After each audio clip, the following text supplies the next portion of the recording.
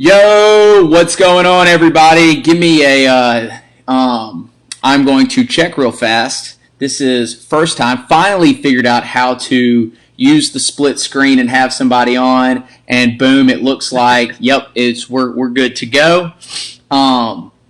So with that being said, let's just go ahead and kind of dive right in. Hold on, I'm going to. Okay, cancel, discard. Okay, cool. So, yeah, as I told most of you guys, we got my guy Jerry here on. He is the owner, founder of Viking Performance out in West Virginia. He was actually my strength coach back when I was wrestling at WVU. And so, everybody just give a big shout out, say hello to Jerry. We're super excited, glad to have him on and kind of share some of his knowledge and wisdom with us. What's going on, man? I'm glad to be here. I'm really glad to be here. Yeah, absolutely. So it was a good, fun time. Like, it's funny, like you said, when you first asked, like I said, I'd actually written the exact same kind of idea down on my very short-term to-do, so it's pretty cool to see that. Well, I think that's too. It's like, actually, I did a short live yesterday, and it basically summed up your one quote about just taking advantage of, your time right now, your opportunities right now. A lot of us, there is a lot of uncertainty out there. It doesn't matter if you own your own business or not, even people with jobs and, that are employees, just kind of curious about how long is this thing going to drag out and what can you do, mentally and physically just to be able to kind of take care of yourself. And I thought it was a really powerful message probably punch some people in the gut. But to me, those like polar messages, those are like the most powerful ones that basically said, hey guys, if you're sitting on your ass, like, when this storm blows over, there's going to be people just surpassing you 10 times because they took advantage of this time. So actually, I didn't really even want to start there, but let's start there, bro. Like, let's kind of fill me in on, where that thought came from and just kind of how that transitioned. And for sure, like, I'm a huge believer in just constantly basically working towards a bigger goal. And I think one thing that a lot of people are misunderstanding is, like, in both, this goes for like adults, teens alike, is, they're just chilling, they're just hanging out, they're not doing much, like whether it's like sitting at home and watching Netflix most of the time, or say they're going out maybe taking some basketball shots but not doing much else, something like that. I think the idea is that a lot of people are thinking that, like, if they're not doing much, a lot of other people aren't either. And it's like, it's not so much that this is the perfect time to not just create space between you and any competition you might have, but what's actually scarier is if you're not doing anything and somebody else is. Yeah. It's like, how much more ground will you have to make up later if you're in any type of competitive sport or, even competitive business, something like that. Yeah. But, yeah, even as the individual, though, it's like, I just don't, if you have all this time, I don't understand not having at least one thing you're not so passionate or invested in that you would want to use this time to get better at it. Well, I think it's like, to me, it's the whole irony behind it, right? Because what is it that we hear like 24/7 is like people telling us like, hey, we don't have the time to do this. Or, even if it's an athlete like involved in their sport, it's like, hey, maybe you should invest 15, 20 minutes in X. And they're like, I don't really have the time or the energy to do that. Or, if we want to get super nerdy and talk about like, the ideas of reading and meditating and doing all those extra things. And the number one thing we always hear is people don't have time. And it's like, now that people do have time, yet they're right. Still not capitalizing on it. So, like, it makes you scratch your head even more. Yeah. It's funny, like, Parkinson's law is so real. How whatever you're going to do will just, the time that it takes to do it or that it takes up is going to just expand to the time you have. And that happens with procrastination. Yeah. But it happens with also waiting. So if you're just waiting around to get on something a little bit harder, a little bit more intense or focused, you will continue to wait until it actually never happens or you put the same amount of time into it as you would have in a normal day. Yeah. And then too, with like, I think with that is, with people talking about they don't have time, and a lot of that, like, I think when you do have this kind of time, it enables like 10 times like the creativity, right? It's like the idea behind, we can only make so many decisions in a day. We only have so much willpower before like, kind of the law of diminishing returns eventually happens. And it's like, you're not having to make as many decisions today. And it's whether you own your business or whether you're just a young athlete or whether you're an employee, it's like, now's the time to like 10x your value to yourself, the company, whatever it is. And that's not happening because there is like this mass like, oh, I'm just going to wait and see if this thing even blows over, which like, come on, like we know intuitively it's going to blow over. What are the effects? We're still really unsure about a lot of that. But at the end of the day, we know this is going to pass. And it's like, where are you going to be? What level are you going to be when this thing does eventually, pass by? Right, exactly. Like so many of the most successful people out there came out. They started being successful like because of times like this, because of everything just like breaking down, uncertainty, nobody knowing what's going on. But they're the ones who actually decided to try to figure out how to expand themselves, and like while everybody else, like you said, just sheltering down and waiting. And like that goes for like a lot of great businesses have come out of times like this. So a lot of like great just people and ideas have come at a time like this. Like I've seen probably a dozen times now how Shakespeare wrote, King Lear and 2 or 3 other things in quarantine. Isaac Newton figured out gravity in quarantine. Yeah. Some pretty extreme examples. And it's like, it's exactly how it works. Like when you're there and you decide to like actually go deep and work like your own ideas and just trying to figure out how to get better, like crazy things happen without the distractions of a normal everyday life. And I think that like, because it really is a thing as far as like thick skin, like being able to like, endure things is, when we were out at Tony Robbins' Business Mastery, it's like that was like literally we spent like half a day or an entire day talking about like some of the largest companies right now started in times like this. And once they got through that, it's like, in his words, it's like now they're freaking gladiators of business, right? It's like, that like totally speaks to you, the whole Viking idea. It's like, now they're not scared of anything. And like, they almost enjoy moments like this because like it kicks out all the wannabes. It's like everybody who, it's the wannabe entrepreneur.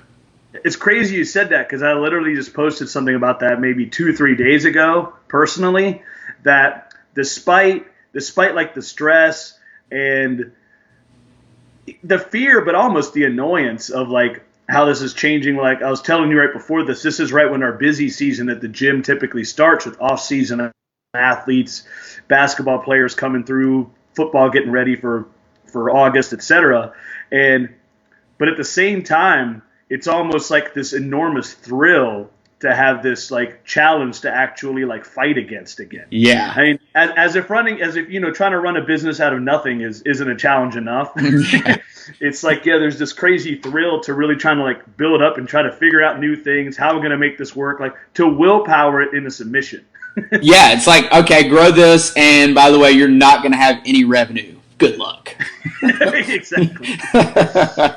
So I want to get into that because some of the stuff you and I never really had the chance to talk about, and obviously you've kind of been a mentor for me coming up through college, and what was it that for me a big thing is like my whole message is being able to create the identity that you want. I won't get too bogged down, but it's this idea that too many people are living on this societal timeline of basically, go to high school, go to college, get a degree, find a job that pays the bills, get married, find a house, have kids. Hopefully you have retirement, and when you're 70, then you can start enjoying life. And then, you just move along from there and then die and like, whatever. Hopefully it was worthwhile.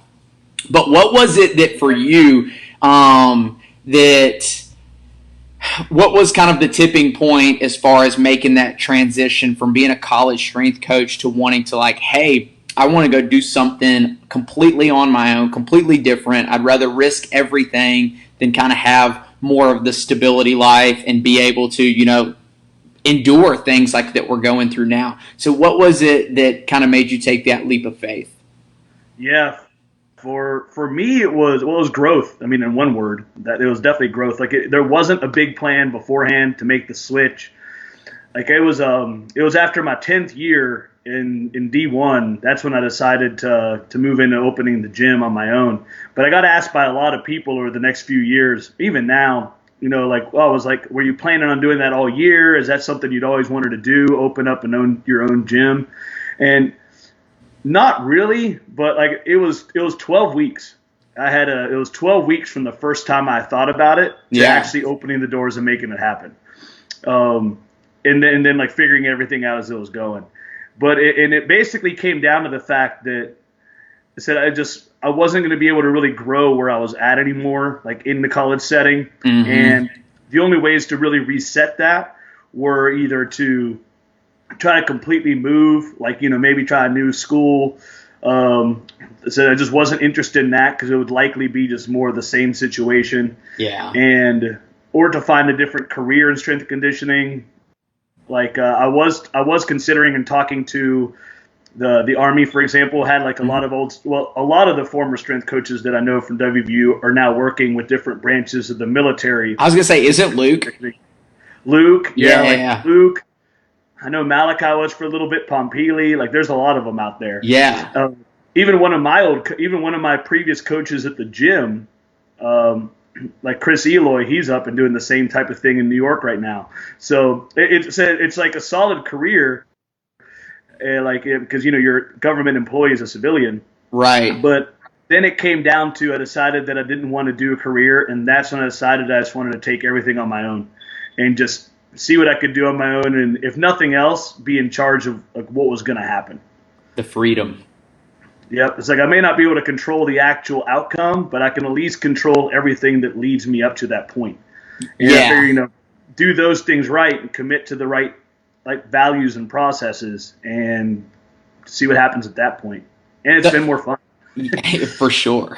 So because he was there when we were there, did you ever reach out to Barwitz or anybody? Because I know he's doing his own thing now, and I would have to assume after having a TV show and everything, he would be pretty successful at running his own thing. I really don't even know. Like, is that somebody you reached out to as far as like kind of how to get the ball rolling? What is some of the mistakes or things that he made, or kind of even look to him as a mentor a little bit? We talk every once in a while, like probably about 5-6 times a year, something like that. Yeah. But at the beginning, didn't reach out a ton. We did, but it was more like it wasn't really mentorship. It was more just like finding out how each other was doing, catching up. Because before that, it had been a while since we had actually managed to talk for a while, and it was great because actually just about like early last year, went down and got to see him. It was the first time I'd seen him since leaving, since he went for Michigan, and so then. It was 12 years. Oh, wow. He had one baby, and now he's got 4 kids. Like, and a wolf. And actually, it's funny because at that point in time, like the in-person visit was when we talked the most specific in terms of business, like systems, processes, behind the scenes. Like that was the most we ever actually talked about it. Before it would just be over the phone. So really getting it rolling was a lot of well, it's funny, like some of the lessons that I got, like on the business standpoint, one of them I can definitely tell people is how important it is to get their systems figured out as early as possible. So they're you can replicate them easier. So which systems did you have to figure out first? And well, that's why I know it's such an important thing, because at the beginning I didn't figure any of them out. Yeah. And I was a strength coach. And other than that, my other strength, so to speak, was that I was good with numbers. Like I always liked numbers and math. Like I have probably the nerdiest background story of any strength coach out there. And but as a result, I was able to keep track of most of what was happening, but in very inefficient ways. So like our payment systems, our client management systems, all that was just old school typing it in Excel in formats and charts that I had, and which I said kept track of everything that I wanted to, but nothing was automatic, nothing was automated. If I ever forgot to type something in, or if I ever needed to go back and find it, then I had to actually search, visually through Excel, scrolling and finding it. And so I operated the same way for years. Yeah, man.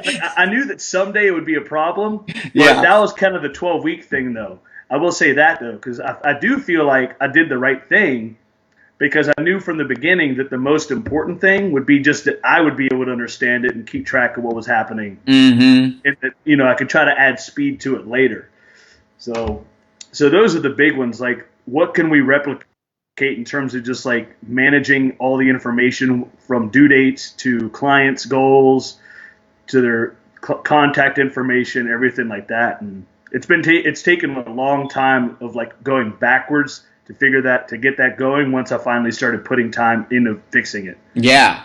So what would you attribute to, that makes me think of, because with you 100% from a business standpoint, totally understand like how important having every kind of system, from a sales system to a client, like a CRM and everything else.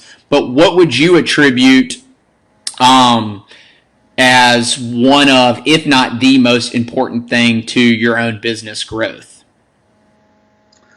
It's been, from like superficially, it's been word of mouth. That's been the biggest thing. And we've had a pretty big social media presence. We keep pushing that. It's just because I just like people to see what the people at the gym are doing. Right. Trying to make more of an effort to get myself in front of the camera or pictures every once in a while, so to make that connection more obvious. But basically, it's come down to what's crazy. Like, the reason I even stayed in college for 10 years, to be honest, was because every year I would promise the athletes that I had that I was going to be there.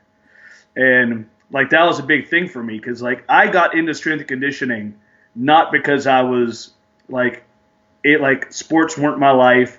I wasn't an athlete.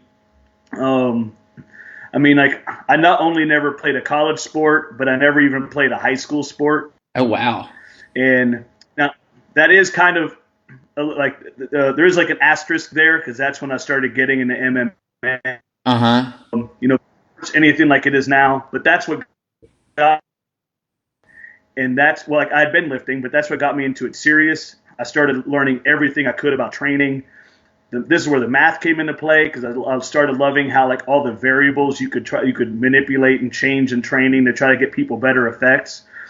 So in college, I actually liked having as many different athletes and sports as possible. But on the flip side of college,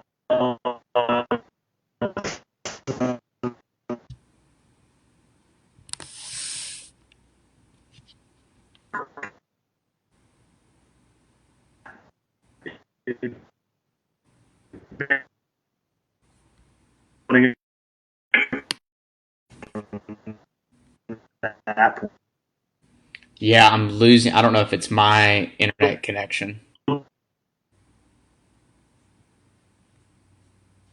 Are you there? I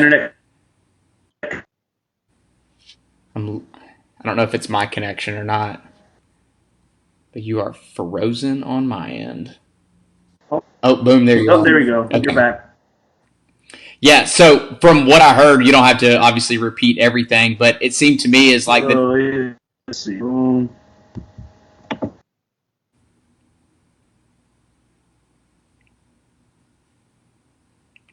You there? Yeah. Okay. You don't have to repeat everything, but it seemed to me as well what you were saying is like really the basis of everything, and what you enjoy genuinely the most about it is the relationships. Right. Yeah, exactly. It didn't start that way, but it just became that. The more people I got into training because I love training, and the more I got to help other people train, the more I loved seeing them actually get like something out of it. Yeah. And then from that point, the relationships built, and that was that. Like I said, the more athletes I had, the better. The more sports I had, the better. And I kept telling them, especially the ones I get close to, is like, I'm gonna do everything I can to be here your whole 4 years. So. Yeah. No. Absolutely. And then because I know you said like you and I think a lot alike, and this is the conversations that we've just shared via social media and text message up to this point is the whole idea of growth.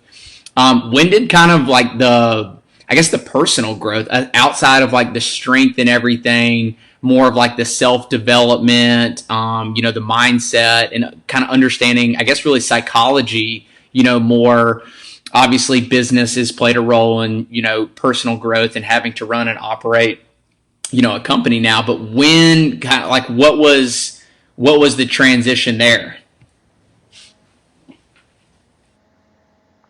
Yeah, there definitely wasn't a set exact moment. It was about a couple of years into having the business itself. Like, and so I can't really remember anything specific that caused it, but I think it actually started after match, and I started going into it. Was that like people were coming to the gym and enjoyed it because not just the results they got, but it was a positive atmosphere. That goes back to said like I love training and want other people to love training too. Like, I'm pretty much about results and wanting people to enjoy the process. Those are the only two things that actually matter to me. Yeah, the results they come from and to enjoy it. But there was the first couple of years we were open, we tended to have a lot more upperclassmen in high school, and then all of a sudden, I think it was our second year that a bunch of them graduated, a few underclassmen moved. And we actually went we didn't reload though. It took a huge hit that took about almost a full year to get back to the numbers we had been at before. And so with that, in just terms of figuring out different things I could do, that's when I started actually getting back into reading more. Like, what can I do more as a leader? Yeah, because I remember we connected after you went, where was it? You went to 10X? Yeah. You went to Grant Cardone's, and that's really, I just remember reaching out and just being like, hey, man, like, tell me about your experience there, because I knew they had a buttload of speakers down there. Yeah. And because 10X2 was amazing. 10X3 was Oh, did you go to both?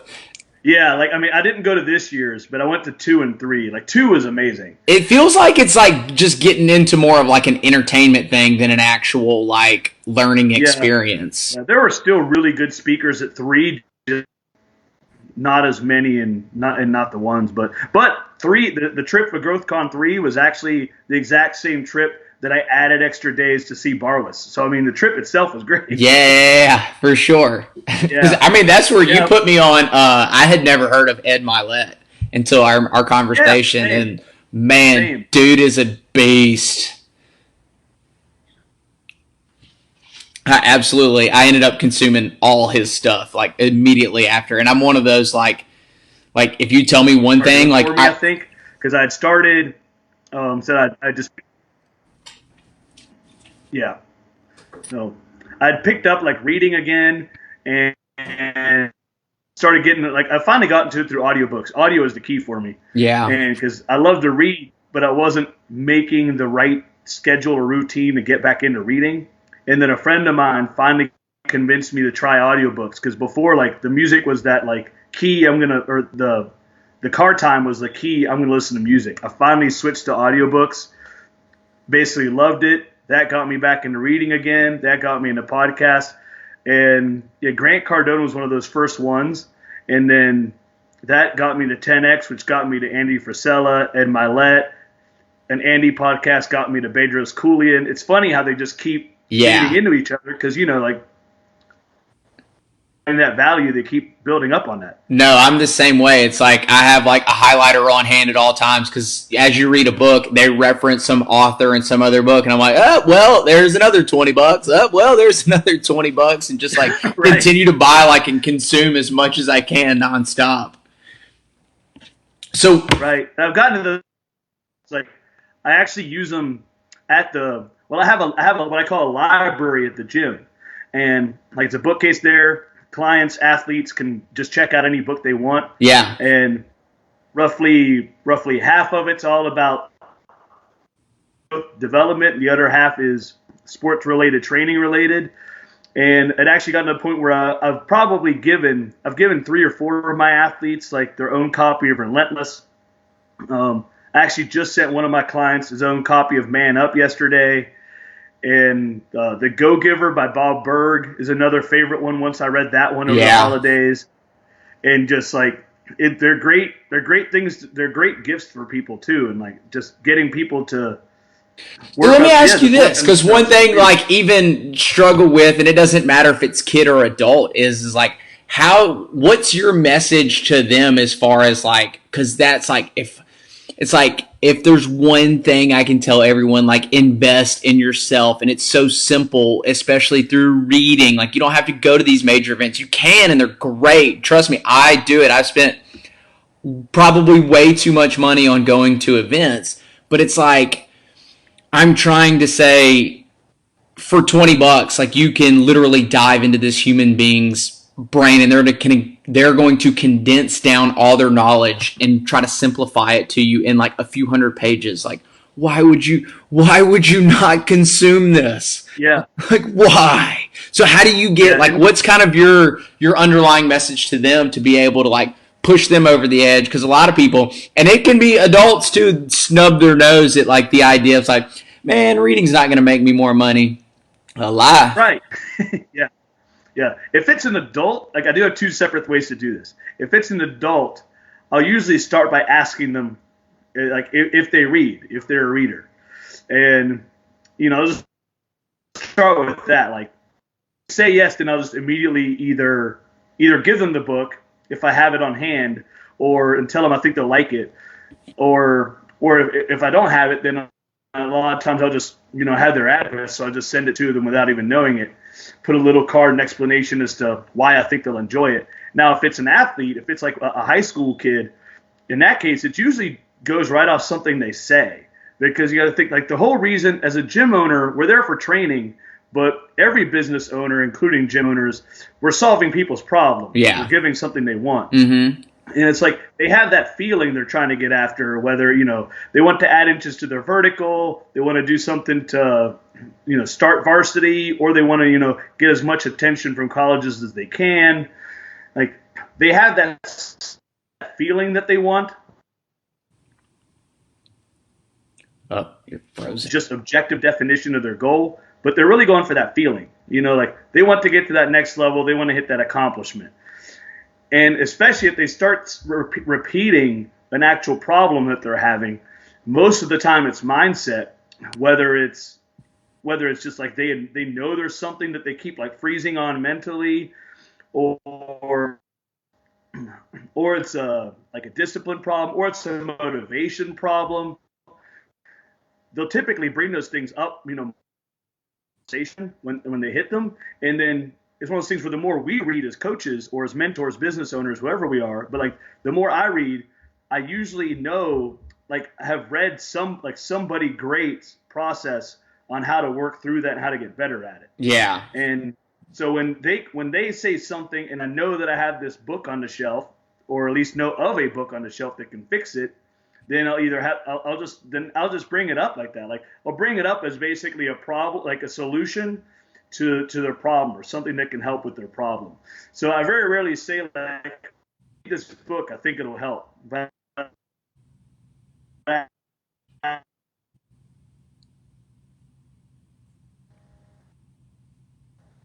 are you there? Why do we keep losing each other? Oh, you're connection. I can hear you. Boom, I got you back. Yeah, because that's one of those. Yep, there we go.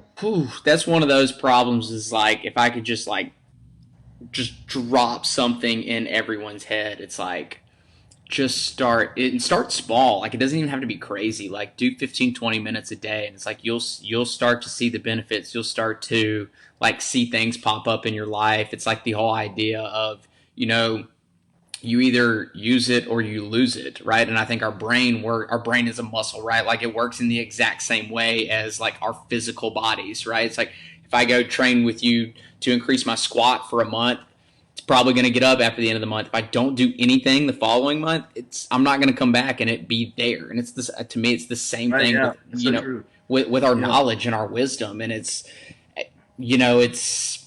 tough to get people to understand too. It's like, and I don't remember who said it. an old timer back in the day, but basically like your real education starts like after you graduate school. And to me, like I never understood that until like somebody finally put. For me, it was I had a buddy. It's funny. I was actually typing this today years ago, and I'd always snubbed my nose up at reading, and told me about Mindset by Carol Dweck and just how he was using it. He's a tennis pro, and how he's using it for a lot of his people because he trains young up to adults, and small little phrases that he was saying, and like I was like, oh, okay, and he was so excited. What is that? Literally the book I'm reading. I'm literally the book I'm listening to right now. Is it seriously? Yeah. And like he was so excited about telling me about this book, and I was like, all right, whatever, dude. I'll whether it's hocus pocus or not, I'll do it. I'll read it, whatever. And like there was so many, like to me is like my goal always, and it doesn't matter if it's a 700-page book or a 100-page book. It's like what one thing can I just start implementing then? And it might be something small phrase. Like there's a phrase in there, I won't say it since you're reading it now, but like there's a phrase in there that I steal out, like still to this day I've stolen out, and I use it with every person that I work with. And it's like, man, okay, that was like that was worth $20 to me, or $15, right, whatever I paid for the book, and it's like, what's one thing? I don't have to know everything in the book or remember and utilize everything in that book right then and there. It's like some of the stuff I'm not ready for in my business or my personal life, and I'll just kind of put it on a shelf, and I know it's back there, right? To me, that's the idea. It's kind of why I highlight and keep books, the physical copy, so I can constantly reference back to. It's like, hold on, okay, I've got this problem. I remember reading about that somewhere. Let me go back. I'm going to reread this chapter. Boom. Now I've got this tool in the toolbox that I can use in my own life. Or if I'm going to speak somewhere or something like that, I can implement, right into something that might be useful for them, because they're at a different life. Their life cycle's different than mine. So yeah, I mean that's everything to me. That's I never thought about this until right now, like hearing you say that, because I agree. Like that one sentence that is key, but I feel like there's they don't even notice it. I never noticed it until now. Disservice in the school system, I think, because when they have you read, it's even for reading, it's for usually like a book report, yeah, or a conversation. Yeah. So you talk about the ideas, but have you ever, like, it's always about trying to explain everything, the whole concept. Whereas, which I mean is valuable, but I feel like also if they also spent time reading books and just coming out with that one idea, like how much more deeper and how much more of an impact could that have? Yeah. And to me too, it's like, again, it's like stopping and thinking about, and I get there's reasons why they pick specific books for, whatever grade you're in and everything else. But to me, it's like, again, like I said, everybody's in this different life cycle. Is if they found out something that they enjoyed, I think people would come out of education and actually enjoy it a little more, because they've read up and studied on things that are intriguing to them versus King Arthur. Like, I mean, there's only a handful of people that are going to be intrigued by King Arthur, and it's not in the majority. I'm assuming. I've never polled it, but I'm just going to say that not too many high school seniors are thrilled by it. I still remember my 10th, and I remember it for all the wrong. I remember my 10th grade English class. The teacher, the only thing she wanted to go over and read, everything we read was, British women trying to find a husband. We read like 4 Jane Eyre books, The Thornbirds, and something else like that. We never read anything else. Like that was it. That was the only topic we read for an entire semester, and it killed me.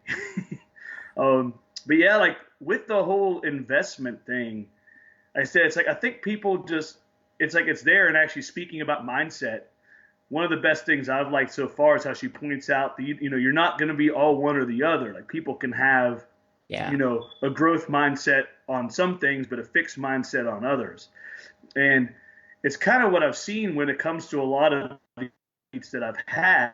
Because like I said, that is just a generation, like it seems like generationally as you go younger, it's a little bit like less cool to read or invest in yourself like that. But if you draw that parallel, because they're already, the simple fact that they're coming to me as a gym owner, they're already investing in themselves in something. Yeah. Like they've been investing through practice, they've been investing through years played in their sport. Like the mentality of like deliberate work equaling improvement is already, all it takes is drawing a bridge from where they're at and what they already see over to how other things can help enrich them, whether it's in their sport or their training, or just their life. It's in finding their identity, better being able to actually define what it is they want. If you can draw that bridge and show them that it's the same exact thing that they're already doing, and the same process can be used for outside of sport, or just to even enrich sport, then like that's when you really see that growth happen. Yeah, and well, as with anything, the biggest obstacle, the biggest hurdle that continue to overcome is the idea of fear, right? Like playing a sport is cool, right? Like you can walk around school and say, "Hey, I'm a gymnast, I'm a basketball player, I'm a wrestler, I'm a football player," or whatever it is, and it's like, you start to like, "Who are you? Tell me about yourself." Like, "Man, I love to read." They're like, "Really?" Like, that's, it's not like it's not sexy, right? So this idea of fear of being judged and fear of like kind of living up to society standards of like what's cool and what's hip and what's not. I think that's where, it kind of gets a bad rap for itself too, until you turn 22, 25, 30, 40, whenever it is, and you're just like, damn, like, God, if I had done this when I was 10, like, how much further along would I be? Right. And just understanding that. So yeah, it's figuring out how to, the big obstacle to me, at least from talking, with younger people, is that idea of making reading sexy. I don't know, maybe that's my new slogan. Like Trump's is "Make America Great Again." Maybe mine's like "Make Reading Sexy" for once. I don't know that it's ever been. I think it's worse for me. So like that, building that bridge is the key thing. It really is. Once you get them to see that there's something in it, most, like I said, at least in the world of like athletes, but really in anything where people have the tendency, or at least a value in making themselves better in one way, if you can draw the bridge and be used for like in other ways as well, that there are other tools out there. It doesn't have, like you said, live events, seminars, clinic, like, or even just reaching out and talking to people. Yes. Who've like been there that you want to learn about. Like most of those people will actually help and talk to you. It's weird though too, and I read that a long time ago, and I don't remember whose book it was in, but it was like, what you'll find is that the most successful people are usually the ones that are willing to like basically give you all the answers. It's like at some point it's the idea of that they've reached a certain level in their life, and now it's time to contribute, right? It's like they've grown so much, and it's like, okay, now it's time to give back. Right. Like I'm going to continue, and the way I can learn for myself is to be able to teach somebody else. And that's like what I really learned when I started writing my blogs is, yeah, they were, a lot of it was for selfish reasons, a little bit, in the sense of that, I was writing them to share knowledge, but for me, it was also educating myself, because if I can't regurgitate it, if I can't punch it out in word form and explain it to somebody, then I don't know what the hell I'm talking about. I'm just reading words in a book. If I can't explain it or elaborate it for another individual to understand, then to me, I haven't learned it yet. So selfishly, honestly, the blogs were kind of for me a little bit, to kind of teach me. And it's like, can I write this down on paper to where somebody can read this, comment down below and say like, dude, that totally made sense, versus if somebody comments down below and is like, what the hell does this mean? It's like, okay, I need to go back and reread, because I don't know what I'm talking about. Right. Yeah. Like, I like two actually like additions to that. I've had that, for example, with the physiology side of training, or the physiology side of training, but also just the science of a lot of training adaptations. I was strength coach for 10 years, but then pretty much from almost the very beginning of it, I also started teaching adjunct and was teaching coaching education classes. At first, they were based on physiology for coaches, and then eventually became a master's program, a minor program. So I was doing that on the side for 12 years. And teaching and getting up there, like I never used slides or PowerPoints. Teaching and getting up there was how I like refreshed it in my mind. And half the time I would come up with or like see a new connection that I had, literally standing in front of class talking about it. A challenge for me has been that because it comes so that part comes so seamlessly now. But physiology can be such a dry subject, right? Or just full of big words that it takes actual focus and practice for me to put it in a more relatable level for most people. Because what comes out super fast, it's almost like there's two types of like experts. There are the ones who throw in all the big terms to sound really smart because they're using all the big words. And then there are the ones who know them but are still trying to figure out like how to actually communicate with people.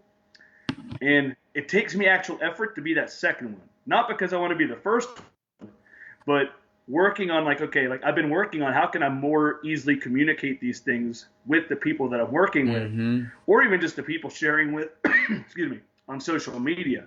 Like, if I want them to like get an idea and be able to use it on their own, it's like they need to be able to understand it. Yeah. And where was it? I don't remember where I read this either, but it was like to be able to really like create a mass movement was you basically need to speak on like a 4th or a 5th grade level. Like that's how for everyone to understand it.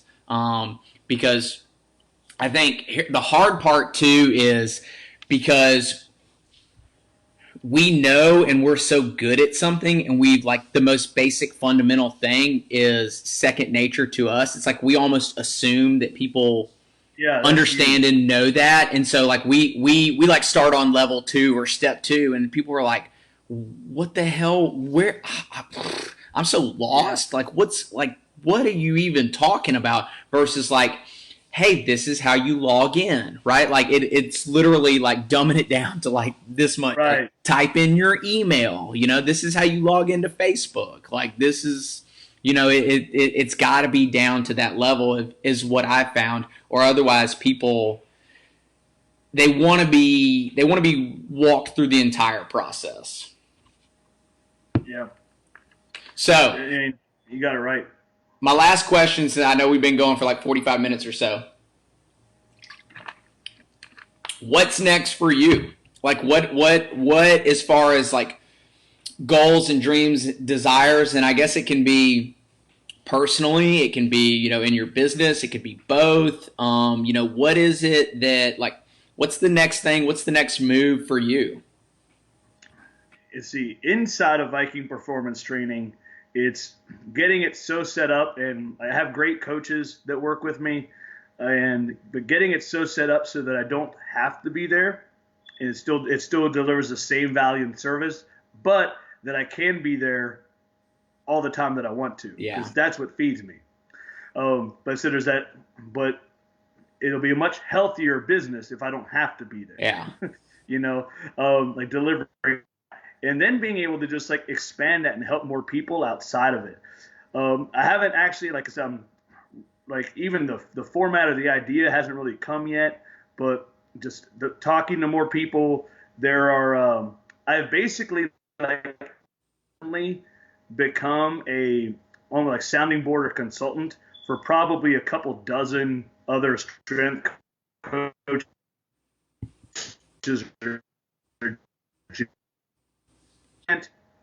or they were former interns like of ours, or maybe I had them in class.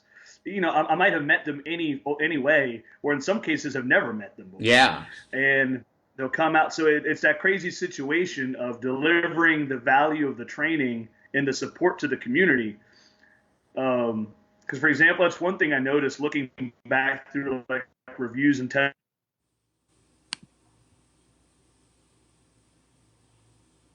Help them with their senior year or add to their vertical, whatever it is. But if you did it by actual like search, way more than that, you see the words support, encouragement, like those like that's what everybody's saying over and over again.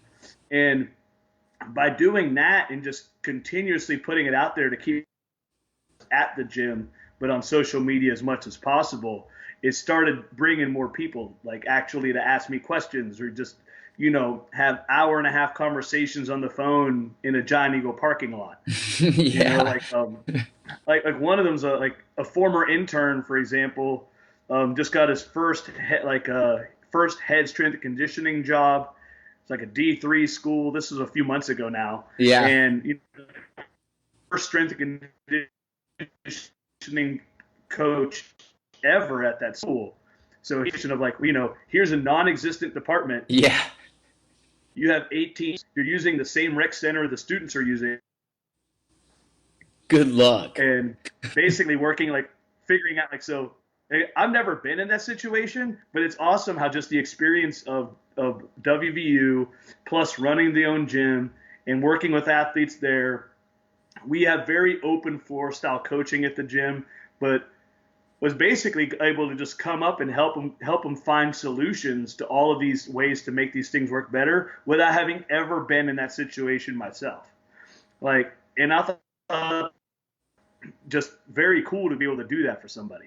So I do think actually that as the gym grows and also that part becomes more stable at a higher level, I think that's something I want to explore at the next levels. How can I continue helping out other people, whether it is at the college level, especially if they're kind of in the overworked, underprepared situation, which is anywhere outside of most Power Fives, for example, or in the gym situation, just to get because it's not this idea about competition.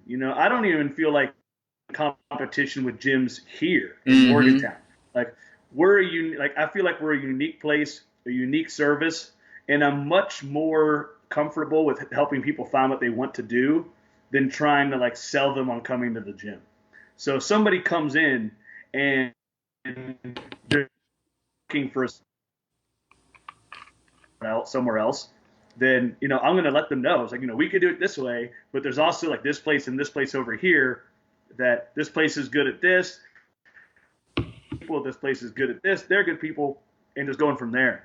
And so, especially further away, I'm not in competition with them. I'm certainly not. In my mind, I'm certainly not in competition with a gym in Indiana or a gym in Southern West Virginia.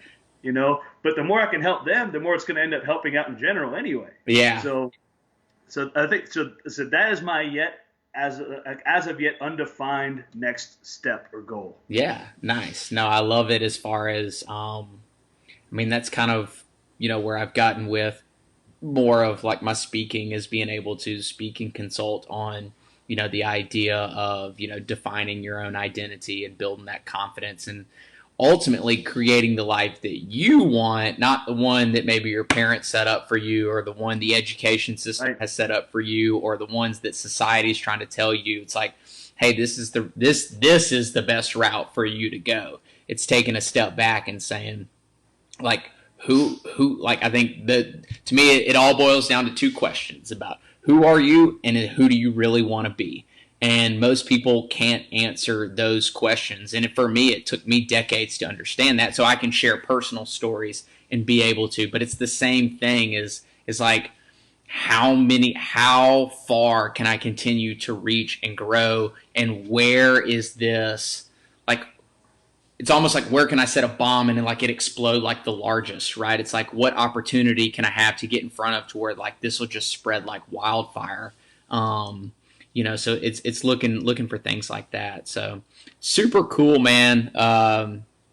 Dude, this was fun. This was awesome. As I said, starting off I finally figured out how to, and I have no idea because it won't allow me to see it on Facebook. I need a dual monitor at this point. Now I need to really up my nerd game and get some some dual monitors and see everything that's happening and going on. But I'm going to go check it out. And just tell everybody, obviously, I know you have your Facebook page with your name. Tell everybody where they can find you, Viking, everything else, and we'll just kind of close out of here. Sounds good, man. Yeah, I mean, Viking Performance Training LLC on Facebook. We're actually like Instagram and Twitter are my other two. So Facebook, Instagram, and Twitter. It's Viking_performance on Instagram. Instagram and Facebook are my two formats, and on Twitter it's Viking Perform. And it's neat. From my standpoint, I've found that I do speak to 3 different groups of people in each one. In Instagram, I talk to more athletes and strength athletes.